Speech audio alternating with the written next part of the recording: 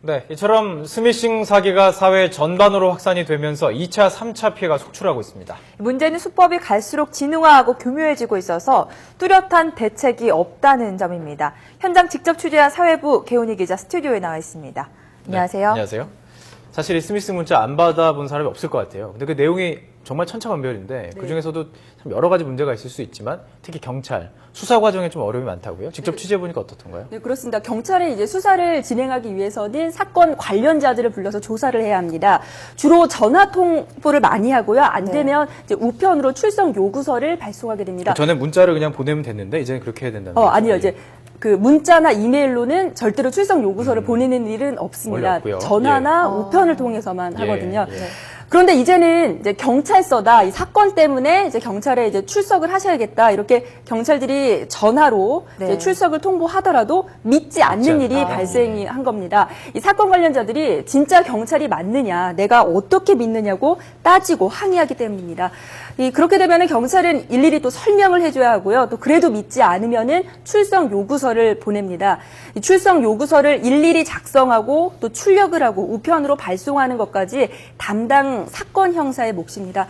가뜩이나 해야 할 업무는 많은데 이런 부가적인 일까지 더 늘어난 셈이죠. 네, 피해에 대해서 스미싱 피해 형태도 요즘 굉장히 다양해지고 있는데 특정 게임 업체나 특정 인터넷 쇼핑몰을 가장해서 문자를 보내는 경우도 많은 것 같은데 이런 명의를 도용당한 업체들의 피해도 상당하다고 하죠. 네, 그렇습니다. 특히 이제 게임 업체들의 피해가 이제 심각하다고 합니다. 이 스마트폰으로 게임 한 번씩은 해보셨을 그렇죠. 텐데요. 네. 이제 게임을 하다 보면은 500원, 1000원 이렇게 소액 결제를 하면서 아이템을 구매할 일들이 생깁니다.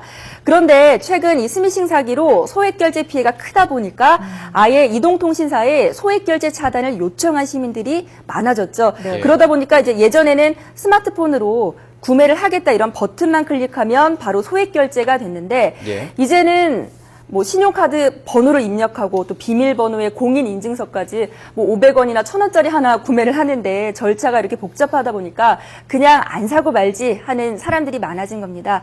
이렇게 소액 결제를 차단시킨 시민들이 늘면서 게임 업체들의 수입도 상당 부분 줄었다고 합니다. 그렇군요. 그러니까 지금 수사에 몰입을 해야 할 경찰들은 계속 이제 우편물에 신경 써야 되는 상황이고 소액 결제를 좀 그래도 수익을 올려야 되는 게임 업체들도 힘든 상황인데 사실 유통 업체도 문자 같은 걸 많이 홍보를 하잖아요.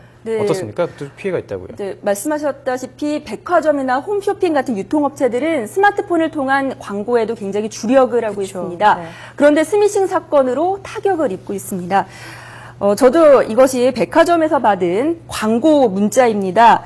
이제 이거는 이제 스미싱이 아니라 이제 진짜 이제 백화점에서 발송된 문자입니다. 좀 보여주시죠. 지금 대략적인 광고 내용이 적혀 있고요. 또 이제 세부 내용을 더 자세하게 보기 위해서는 이제 이 웹사이트에 접속을 해야 합니다. 이게 지금 스미싱이 아닌 거죠? 네. 그런데 이제 그렇습니다. 하도 스미싱 피해가 많다 보니까 이제는 고객들이 이렇게 광고 문자만 와도 보지를 않고 바로 삭제를 해버리는 겁니다.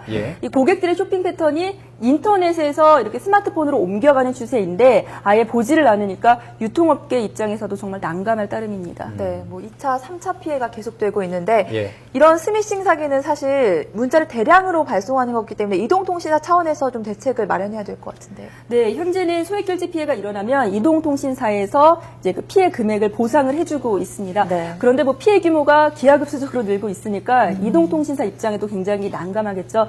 그래서 한 이동통신사는 최근 스미싱 피해 예방을 위해서 문자 메시지에 안심 마크를 표시하는 방안을 내놓았습니다.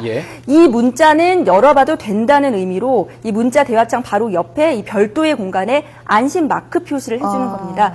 그런데 이 안심 마크 역시 이제 업체들 입장에서는 문제를 발송할 때마다 건마다 비용을 지불해야 되기 때문에 이 활성화가 되기까지는 다소 시간이 걸릴 것으로 보입니다.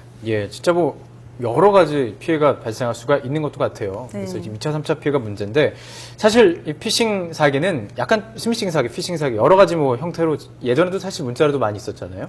뾰족한 대책이 없는지가 궁금하거든요. 네, 그렇습니다. 사실 초창기인 한 3년 전쯤에는 전화 금융 사기인 보이스피싱에서 그다음 또 이메일, 이제는 스마트폰 문자 메시지를 통한 스미싱 사기까지 이 범죄 수법도 계속해서 변화를 하고 있습니다.